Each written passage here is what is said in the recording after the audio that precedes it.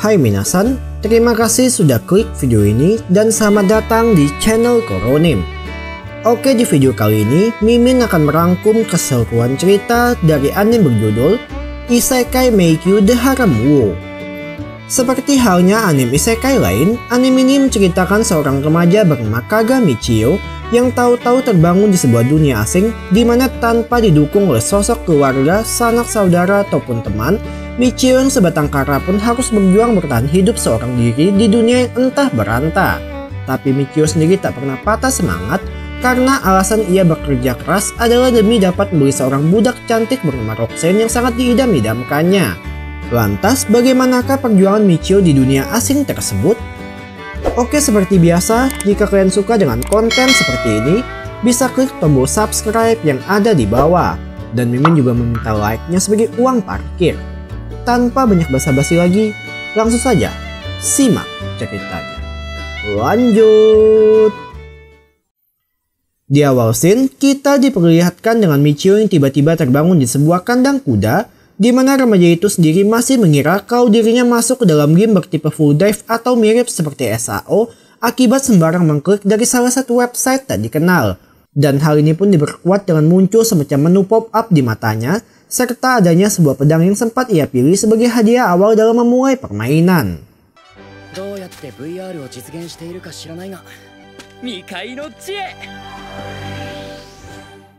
Dijelaskan, Michio rupanya berada di sebuah desa terpencil dengan kebanyakan mayoritas penduduknya berprofesi sebagai petani.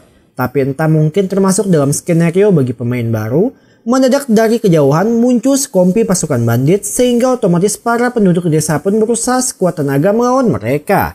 Yang sayangnya usaha tersebut tampak sia-sia karena mereka tak pernah memegang pedang sebelumnya.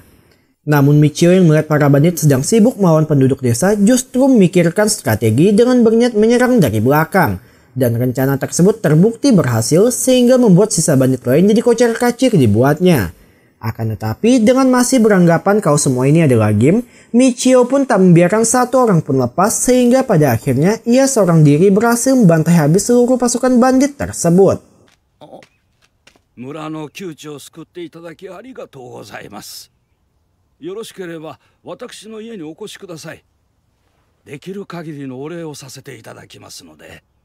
Sebelum menuju rumah kepala desa, Michio pun ditunjukkan hasil rampasan dari seluruh bandit yang sudah ia kalahkan, serta intelligence card atau semacam KTP dari para bandit tersebut. Di mana semua itu akan diserahkan kepada Michio, tapi ada satu hal yang dirasa janggal, yakni sebuah bandana yang berbeda dengan hasil pengamatannya pas di awal. Sehingga Pak Kepala Desa lalu berjanji akan mencari kemana jatuhnya bandana tersebut. Kemudian saat berada di rumah kepala desa, Michio yang tengah bersantai baru menyadari kalau dirinya tak tahu bagaimana cara logout dari game tersebut. Dan meski sudah mengucapkan berbagai perintah berharap supaya menu logout muncul, Michio tak mendapati apa-apa sehingga hal ini pun membuat remaja itu menyadari sebuah fakta kalau dirinya ternyata terjebak di sebuah dunia lain. Dan para bandit yang dibunuhnya tadi bukanlah NPC, melainkan manusia asli.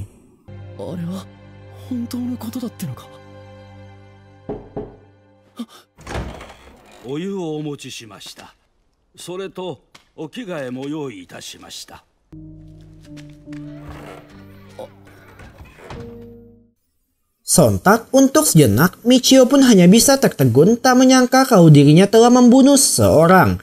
Tapi karena membunuh bandit tidak melanggar hukum di sana, Michio pun mencoba menguatkan diri menganggap kalau apa yang ia lakukan tak lebih dari sekedar tindak pertahanan diri.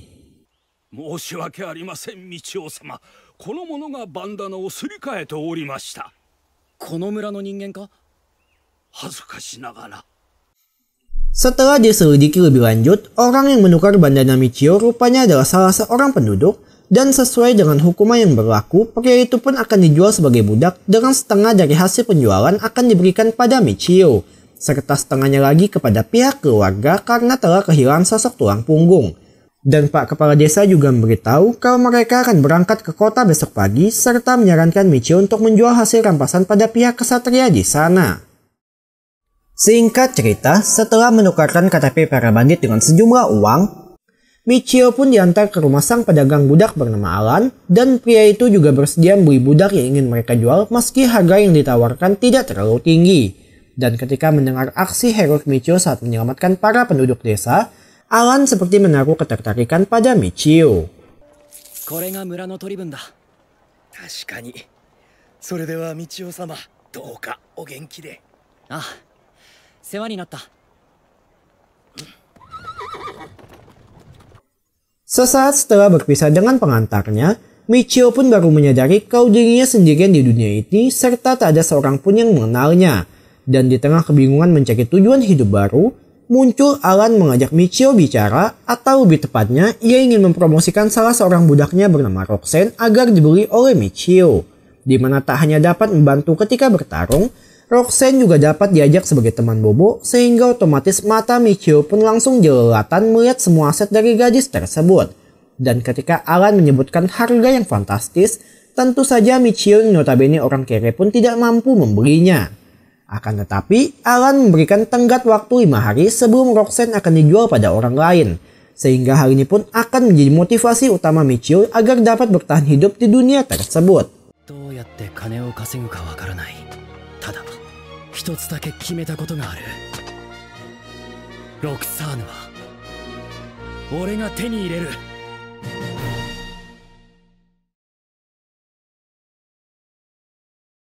Dalam rangka agar dapat memperoleh banyak uang dalam waktu cepat, Michio pun disarankan dua opsi oleh Alan. Pertama dengan berburu monster di dalam labirin, serta kedua bekerja sebagai pemburu hadiah dengan membasmi bandit yang bernilai tinggi. Tapi cara ini kurang direkomendasikan karena apabila aksi Michio terlalu mencolok, maka dirinya lah yang nanti akan diincar oleh para bandit itu sendiri. Dan setelah mempertimbangkan cukup lama, remaja itu pun memilih cara paling aman, yakni dengan pergi menjelajahi labirin. まずは堅実な方法から試すか。よし、迷宮に行こう。Singkat cerita, sampainya di pintu masuk labirin, Michio sendiri cukup gugup karena baginya ini adalah kali pertama menginjakan kaki ke dalam sarang monster. Tapi ternyata tempat itu tidak seperti yang ada dalam imajinasinya, malahan kelihatan seperti suatu bangunan buatan manusia. Nah, sebagai awalan, Michio pun meriksa statusnya sekaligus menguji berbagai skill yang ia miliki. Dan di antara itu semua, ada dua skill yang dibilang cukup menarik. Pertama, skill pasif dari pedang Durandal, yakni mampu memulihkan HP serta MP setiap kali mengalahkan musuh. Serta pedang itu juga dapat mengakselerasi indera penggunanya sampai ke titik maksimal, meski di waktu yang sama akan menguras banyak MP. Dan skill kedua adalah skill teleportasi yang mampu berpindah beberapa blok di dalam dungeon. Tapi skill itu sendiri cukup menguras MP, terlihat ketika Michio langsung merasa lesu atau lemas, bukti MP-nya hampir terkuras habis. 魔法を使って MP が減ると気分が落ち込み思考がネガティブになるんだ。いくら回復するとは言っても、この相打の繰り返しは精神的にきつい。 Setelah puas berburu seharian, Michio pun menukarkan drop item hasil dari labirin yang ternyata cuma dihargai sebesar 273 koin perunggu, yang tentu saja jauh dari kata cukup untuk dapat membeli Roxanne seharga 400 ribuan. Tapi Michio tak berkecil hati, yang mana di keesokan harinya ia pagi-pagi subuh langsung berangkat ke labirin untuk mencoba peruntungan. Tapi bukannya berbuah hasil yang bagus, tak sengaja Michio justru masuk ke semacam ruangan yang rupanya adalah sarang dari para monster. Sontak, tanpa bermodalkan potion atau equipment yang memadai, Michio pun hanya dapat bergantung pada kemampuan regenerasi dari pedang Durandalnya, dan meski sekali remaja itu jatuh bangun akibat jumlah musuh yang terlalu banyak, tapi berkat motivasi akan mendapatkan Roxanne, remaja itu tetap bangkit mengayunkan pedangnya. Sampai pada akhirnya, ia pun berhasil membantai habis semua monster di sana.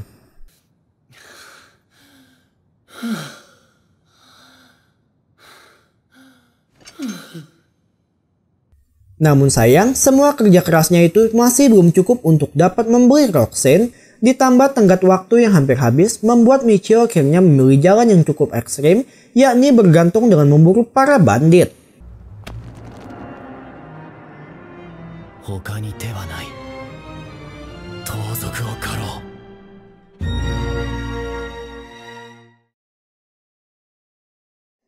Pertama-tama sebelum beraksi, Michio pun sengaja berkeliling ke penjuru kota menggunakan skill identifikasi guna dapat membedakan bandit yang berbaur dengan para penduduk. Namun setelah berjalan seharian bahkan sampai mengunjungi kawasan kumuh sekalipun, Michio tak bertemu dengan satupun bandit, melainkan hanya melihat pemandangan masyarakat yang hidup di bawah garis kemiskinan. Alhasil tak beruntung di siang hari, Michio kembali melakukan hal serupa di malam hari, tapi kali ini remaja itu sekalian cuci mata dengan mengunjungi distrik hiburan malam yang secara kebetulan ia pun berhasil bertemu dengan salah seorang bandit.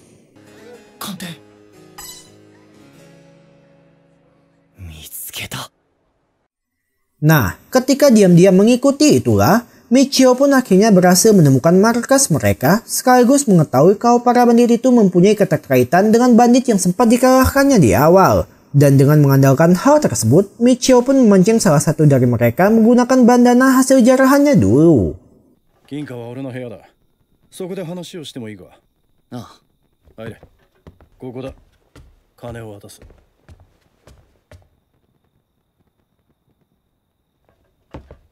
Akan tetapi, sang bandit yang diajaknya bicara ternyata tak memiliki niatan untuk bernegosiasi, melainkan hanya ingin merebut paksa bandana tersebut. Namun Michio rupanya juga sudah memprediksi hal itu, sehingga mulai dari sinilah remaja itu mulai menghabisi satu persatu dari mereka saat sedang tertidur, tak peduli baik itu pria atau perempuan sekalipun. Tapi sialnya, salah seorang target justru bersuara sehingga membangunkan pasukan di luar, yang otomatis membuat Michio pun terpaksa harus puas dengan hanya berhasil membawa 3 KTP mereka. Lalu ketika situasi sudah aman itulah, kembali terjadi konflik batin dalam diri Michio, yang mana muncul semacam penyesalan karena lagi-lagi dirinya telah membunuh manusia.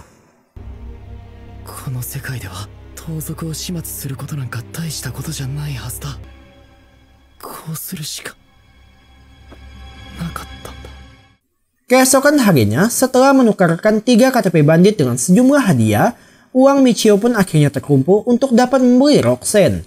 Dan tanpa pugu-pugu, remaja itu pun dengan kontan bayar Alan agar dapat membeli hal yang sejak beberapa hari lalu selalu diidam-idamkannya.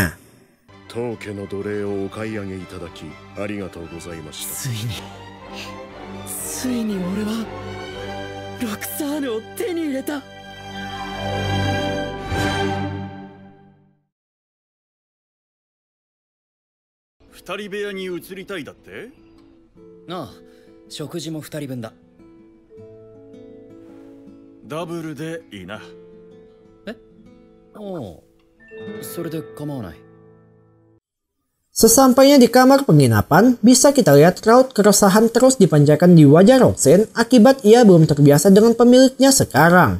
Dan hal pertama yang Michio minta pada Roxanne adalah ingin memegang telinganya, penasaran sensasi seperti apa yang akan ia rasakan nanti. Kemudian setelah puas, Michio pun mulai menceritakan asal-muasalnya kalau ia berasal dari tempat yang sangat jauh, sehingga otomatis dirinya belum terlalu mengerti tentang adat istiadat tempat sekarang. Maka dari itu, Roxanne diminta untuk terus bersama Michio sembari mengajari norma yang berlaku pada tuannya tersebut. Lantas, berhubung mereka akan tinggal bersama sekarang, tentu saja banyak keperluan yang harus dipersiapkan, mulai dari membeli perisai agar dapat mengajak Roxanne menjelajahi labirin, sampai membeli perlengkapan sehari-hari, dan tak luput Michio juga memberikan pakaian serta daleman cadangan untuk gadis tersebut. Tapi satu hal menarik dari Roxanne adalah, gadis itu sangat teliti dalam memilih barang, sampai-sampai tak terasa saat kembali ke penginapan matahari sudah terbenam. Dan karena dirasa sudah tak ada lagi persiapan yang harus diutamakan, Michio dengan pelontong hendak mengunboxing Roxanne, yang sayang permintaan tersebut ditolak dengan alasan matahari masih tinggi serta Roxanne ingin memaintenance peralatan pembuktian Michio terlebih dahulu.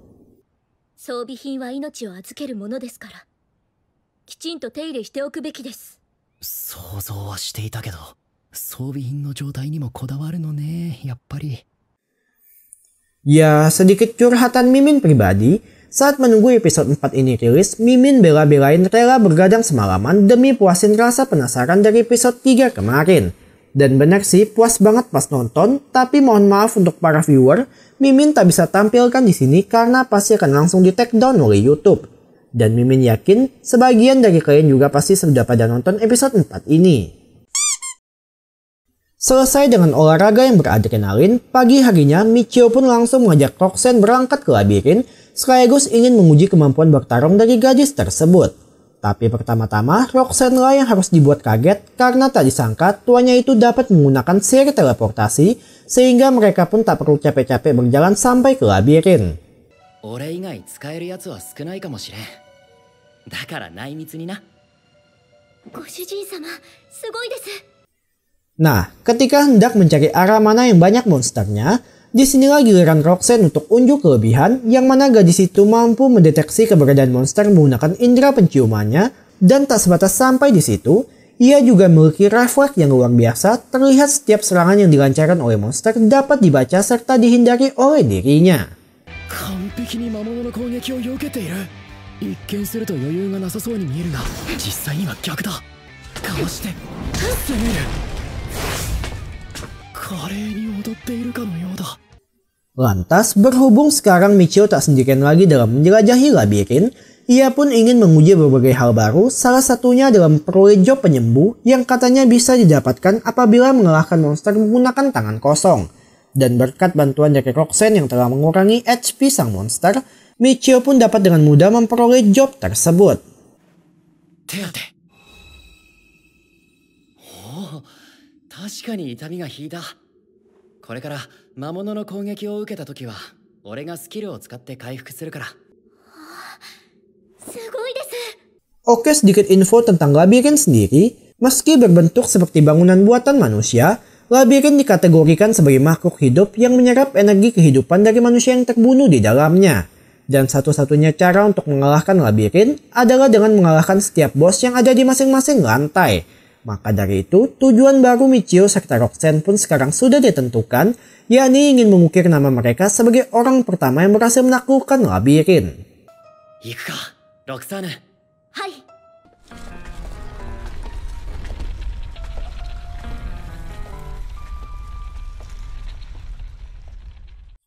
Meski memiliki wujud yang tak jauh berbeda dengan kroco-kroco lainnya, bos lantai sendiri memiliki kemampuan cukup spesial, yakni mampu menggunakan sihir. Tapi sayang, sebelum mengetahui sihir apa yang akan dilancarkan, Michio spontan menyerang serta ikut disusul oleh Roxanne, sehingga pada akhirnya sang bos pun berhasil dikalahkan dengan hanya menyisakan sepucuk daun sebagai sisa drop itemnya. Tapi yang menarik adalah saat Roxanne memungut daun tersebut, Michio yang memiliki skill identifikasi bisa melihat kalau gadis itu memperoleh job baru sebagai seorang herbalis yang diduga besar hal itu bisa terjadi akibat ia menyentuh daun tersebut. Sehingga karena dirasa skill itu akan berguna nanti, Michio pun mengajak Roxanne keluar lalu masuk lagi demi dapat mengalahkan kembali sang bos lantai.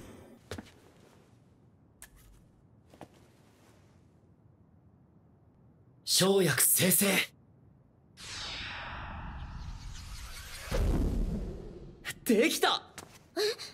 Petualangan berlanjut ke lantai 2, di mana bisa kita lihat sekilas tak ada hal yang berbeda dengan lantai pertama. Tapi perbedaan utama yang paling jelas terlihat terletak pada kemunculan monsternya, yang mana jika pada lantai pertama hanya muncul satu monster, pada lantai 2 muncul 2 monster sekaligus, dan hal ini juga berlaku kelipatan untuk lantai 4, 8, serta seterusnya. Nah, untuk jenis monsternya sendiri muncul seekor varian baru, yakni semacam ulat yang mampu menembakkan semacam benang pengikat, sehingga otomatis prioritas utama Michio apabila berhadapan secara langsung adalah harus mengalahkan monster ulat terlebih dahulu.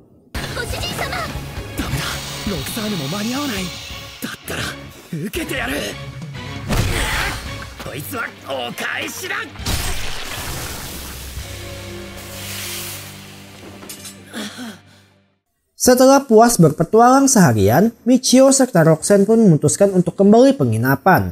Tapi sembari dalam perjalanan, Michio yang mungkin sudah tak sabar tiba-tiba mendorong Roxanne lalu meminta gadis itu melirik ke arah rumah pedagang budak, yang rupanya Michio ingin memberitahu kalau ada seseorang mencurigakan tengah mengawasi tempat tersebut. Dan karena dikhawatirkan apabila orang misterius itu ingin berbuat macam-macam, Michio ditemani Roxanne pun kembali bertamu ke rumah Alan agar dapat memperingatinya secara langsung. Akan tetapi, bukannya ditanggapi secara serius, sang pedagang budak justru tidak terlalu mengkhawatirkan hal tersebut, menganggap semua itu hanya ulah saingan bisnisnya semata. Namun ketika Roxanne bicara kalau orang yang mengawasinya adalah seorang bandit, barulah raut wajah Alan berubah, kemudian menceritakan kalau hal ini ada kaitannya dengan budak yang dijual Michio tempo hari. Diceritakan beberapa hari sebelumnya ada 2 orang yang datang untuk membeli budak yang dijual Michio, di mana salah satu dari mereka bicara dengan Alan untuk bernego harga, sementara satu lagi bicara dengan sang budak bertanya di mana keberadaan bandana bandit yang sebelumnya sempat ia tukar. Tapi yang paling aneh adalah setelah membeli sang budak, mereka tak langsung membawanya pergi, melainkan dititipkan ke rumah Alan terlebih dahulu. Sehingga diduga besar sang budak yang ditinggalkan akan berperan menjadi kunci atau orang bertugas membukakan pintu agar para bandit di luar bisa masuk lalu menyerbu. では皆が寝静まった後に部屋を抜け出し玄関を開けて賊を引き込むことは可能ですし、おそらくそう来るでしょう。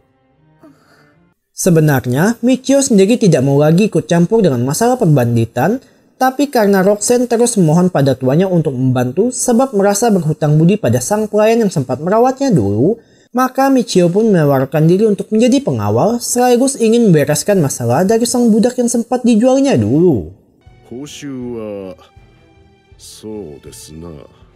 1000ナールでいかがでしょう。もちろん倒した族の装備品とインテリジェンスカードはお渡しします。決まりだ。 Singkat cerita, selesai dengan berbagai persiapan, datanglah Michio bersama Roxanne ke rumah Alan, di mana mereka langsung disambut oleh Alan sendiri serta diperkenalkan dengan beberapa budak petarung yang akan siap siaga melindungi dirinya.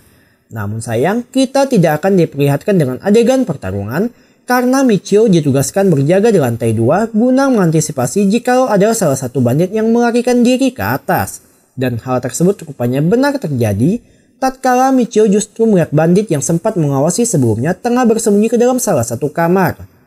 Sontak saat melihat hal tersebut, Michio pun akhirnya berkesempatan menguji salah satu skill yang belum pernah ia coba demi menghindari resiko apabila terjadi hal yang tak diinginkan. Tapi tiba-tiba... 投了交換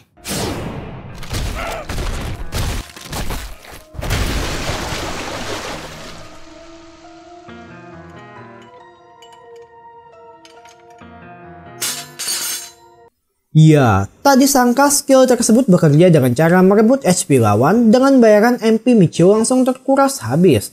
Dan otomatis langsung buat remaja itu jatuh tak berdaya.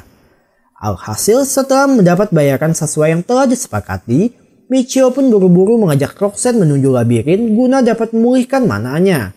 Sekaligus di sana pula remaja itu ingin kembali mencoba hal baru, yakni belajar menguasai sihir. Dijelaskan, sihir sendiri dibedakan menjadi 4 elemen dasar dan masing-masing dari 4 elemen tersebut mempunyai 3 teknik penggunaan umum. Contohnya ada yang dilontarkan, dijadikan perisai, serta sihir ulti yang akan memperluas area serangan sekaligus memakan mana yang tak sedikit pula jumlahnya. Tapi masalah baru yang dihadapi Michio sekarang adalah kurangnya daya serang sehingga Roxanne lalu menyarankan tuannya untuk membeli tongkat sihir di pusat kota nanti. この辺りですとクーラタルの町まで行かないと常設の店舗はありません。あそこには大きな迷宮があるので探索者を相手にする店が集まっているんです。一度行ってみるのもありだな。 Keesokan harinya, saat selesai menukarkan drop item dengan sejumlah uang, secara kebetulan Michio melihat seseorang tengah menawarkan jasa teleportasi menuju ibu kota. Dan berhubung di sana menyediakan berbagai kebutuhan yang dibutuhkan seorang Michio, maka Roxanne pun menyarankan menerima jasa orang tersebut karena apabila Michio sudah pernah mengunjungi wilayah baru satu kali, maka ia pun otomatis dapat sesuka hati berpergian dengan skill teleportasi miliknya.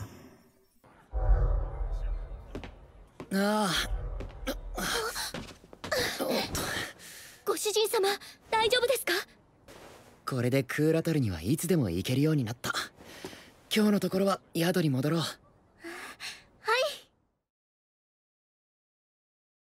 Scene beralih ke pusat kota, di mana terlihat Michio bersama Roxanne tengah berkeliling mencari pedagang yang menjual berbagai tongkat sihir. Tapi secara kebetulan, mereka malah masuk ke dalam toko peralatan dapur yang dijaga oleh seorang wanita sekaligus seorang agen properti, lalu menawari Michio untuk membeli rumah di sana. Oke, sedikit info, wilayah di pusat kota sendiri terbagi ke dalam 6 bagian, yang masing-masing dari wilayah tersebut dipisahkan berdasarkan status atau golongan. Dan karena Michio merasa kaum mereka tak bisa terus-terusan tinggal di penginapan, yang pastinya membuat tetangga sebelah mereka terganggu dengan suara lowongan Roxanne setiap malam, Michio pun akhirnya mempertimbangkan keputusan untuk membeli sebuah rumah. Lantas, setelah membeli tongkat sihir yang dibutuhkan, Michio pun kembali ke salah agen properti tadi, di mana ia diantar ke salah satu rumah untuk diperlihatkan bentuk serta berbagai fasilitas yang didapat dari rumah tersebut. mulai dari kamar toilet dalam, ruang dapur full set, kamar mandi besar, serta kamar utama yang cukup luas. Tapi yang paling Michio suka dari rumah itu adalah jarak satu rumah dengan rumah lain cukup jauh sehingga privasi mereka takkan terganggu. いかがでしたか？ああ、悪くない家だ。契約書もお作りします。これが俺とロクサーヌの家だ。 Alhasil, waktu seharian pun mereka habiskan untuk membersihkan berbagai sudut rumah serta membeli perabotan yang dibutuhkan. Dan ketika malam tiba, tentu tak perlu Mimin jelaskan lagi aktivitas apa yang selanjutnya akan mereka lakukan. Keesokan harinya, latar kembali ke labirin, di mana terlihat Michio bersama Roxanne tengah memburu kelinci karena tempo hari mereka mendapat permintaan dari toko pakaian untuk mengumpulkan bulu kelinci guna diolah menjadi kain yang akan diperjualbelikan bagi kaum bangsawan. 両親が痛む。両親が痛むが。ファイヤーボール。 Nah, berkat indera penciuman Roxanne yang tajam, tak butuh waktu lama, Michio pun dapat dengan mudah memburu beberapa ekor kelinci, hingga tak terasa sampailah mereka di ruang tunggu bos yang ramai dengan antrean seperti hendak memasuki wahana permainan. Tapi yang paling menarik perhatian Michio sendiri adalah seorang pemuda seusia seperti dirinya yang ingin sendirian mengalahkan bos lantai tersebut. Dijelaskan, bos lantainya sendiri diinformasikan berwujud seekor kelinci yang daya serangnya tidak terlalu kuat. Namun sang bos lantai memiliki kelebihannya tersendiri, yakni kecepatan yang luar biasa, bahkan hampir tak bisa dilihat oleh mata Michio apabila tidak menggunakan skill peningkatan indera miliknya. Akan tetapi, sang pemuda sebut saja Agus itu tetap kekeh ingin masuk, karena dirinya sudah bosan terus berburu di lantai bawah dan ingin mencoba peruntungan di lantai selanjutnya agar bisa membeli budak seperti Michio. Oh.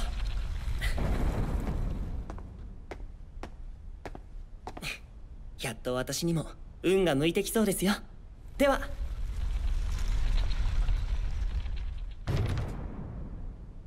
Lantas saat giliran Michio tiba, pemuda itu langsung merasa janggal karena tak biasanya sang bos sudah muncul duluan menunggu mereka.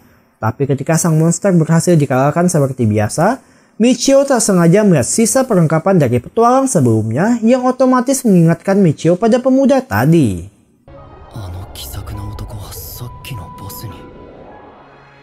命の価値とはこんなものなのか。どうかされましたか？ Alhasil setelah kejadian itu, Michio pun terus kepikiran dengan resiko menjadi petualang, takut dirinya yang selanjutnya akan menjadi korban. Lalu berawal dari sanalah, remaja itu terus memperhitungkan solusi dengan menambah kekuatan tempurnya, serta opsi lain dengan cara merekrut seorang budak baru.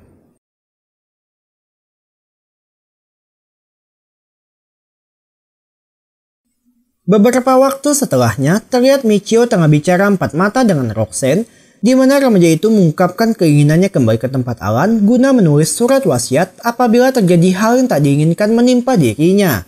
Terlebih, remaja itu ingin membebaskan Roxanne dari status budak jika dirinya nanti sudah tiada. Akan tetapi, hal tak terduga justru dilakukan oleh Roxanne, yang mana gadis itu malah berjanji akan ikut ke liang kubur Michio apabila tuannya sudah tiada. Dan hal ini bukan semata-mata ditunjukkan Roxanne demi melindungi harga dirinya sebagai seorang prajurit, melainkan ia tak tahu bagaimana harus hidup tanpa adanya sosok Michio. Sontak saat mendengar semua ungkapan Roxanne, Michio pun kaget tak menyangka kalau kesetiaan seorang budak akan sampai seperti itu. Namun tujuannya untuk ke tempat Alan masih belum berubah, yang mana ia juga ingin mencari seorang budak baru dengan skill penempa guna dapat modifikasi senjatanya agar menjadi lebih kuat. できれば女性が。パーティーメンバーを増やすのは良いお考えだと思います。まあ、ロクサーヌが反対するようなら無理に女性を選ぶこともないか。 Singkat cerita, sampainya di kediaman Alan, Michio pun langsung mengungkapkan keinginannya untuk mencari seorang budak baru dengan kriteria bisa bertarung di garis depan, sekaligus memiliki skill penempa agar dapat modifikasi senjatanya. Dan Alan yang mendengar hal itu pun memanggil salah seorang budaknya bernama Sherry, yang ternyata adalah seorang dwarf. Tapi sayang, ia tak memiliki skill penempa yang umumnya dimiliki oleh seorang dwarf lain. Nah, yang menarik adalah jika budak pada umumnya mencoba untuk tidak melakukan apapun supaya tidak dibeli, Sherry justru dengan gamblang mengungkapkan segala kelebihan dirinya yang hal itu sengaja ia lakukan karena tahu Michio adalah seorang tuan yang baik. Dan daripada harus bekerja dengan orang yang salah, tentunya Sherry lebih tenang jika kehidupan dirinya nanti sudah terjamin. 私は村で1、2の力持ちでした。ドワーフの中では背も高い方ですし、迷宮に入ってもご迷惑はかけません。どうかよろしくお願いします。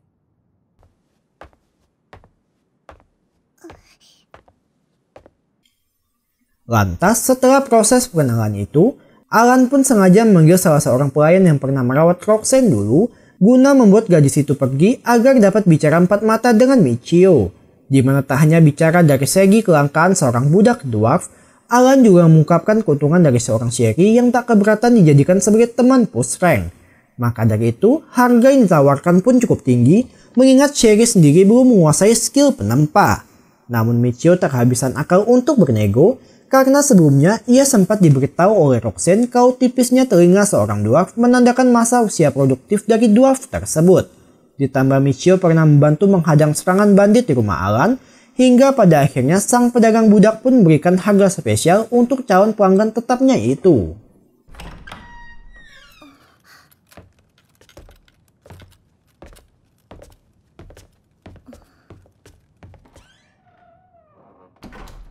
Setelah mengetahui tuannya membeli Sherry secara kontan, ekspresi Roxanne pun seketika langsung berubah, menandakan ada sedikit pergolakan batin dalam dirinya. Namun mengingat statusnya yang seorang budak, Roxanne pun tidak mengutarakan kecemburuannya tersebut.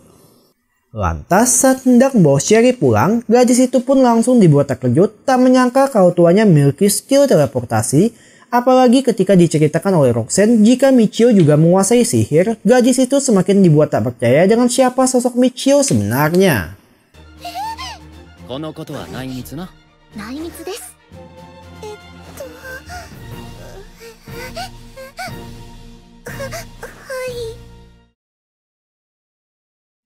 Pertama-tama, sebelum mengajak Sherry masuk ke labirin, Michio pun bersenjatai budak barunya itu dengan sebuah pentungan besar, siapa tahu dengan hal tersebut dapat membuka skill penempa dalam diri Sherry. Serta tak luput, Michio juga memberikan armor supaya tubuh gadis itu tidak tergores. Alhasil, setelah semua persiapan sudah siap, mereka pun langsung berangkat ke labirin dan berhubung Sherry belum terbiasa dengan apa yang harus ia lakukan, Michio pun mencontohkannya dengan berada di garis depan sekaligus ingin unjuk kelebihan supaya gadis loli itu semakin kelepak-kelepak dengan dirinya. 決まった。すごいです。そうだろうそうだろう。どうやったらあんなに華麗に避けられるんですか？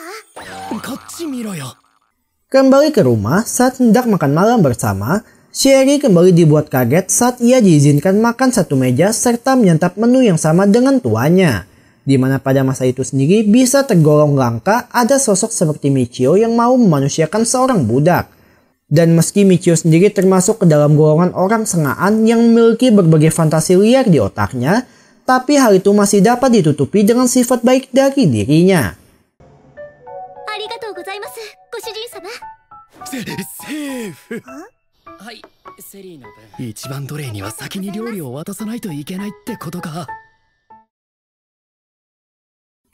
Scene akhir menampilkan Michio yang terbangun dengan perasaan sangat gembira, di mana mungkin karena dirinya mendapat pengalaman indah saat push rank dengan dua gadis sekaligus, Michio pun memutuskan untuk menambah jumlah budaknya. Pertama ada yang dibeli dari pedagang budak, kedua ada yang dimenangkan saat lelang, serta ketiga seorang elf yang sengaja dititipkan pada dirinya. Dan kehidupan Michio di Isekai pun sangat dinikmati oleh remaja tersebut. Tamat. Oke minasan, cukup sekian alur cerita dari anime berjudul Isekai Meikyu The Harem War kali ini. Jangan lupa untuk terus dukung channel ini dengan cara klik tombol subscribe, like, komen, serta share yang ada di bawah. Sore Dewa. Mata ne.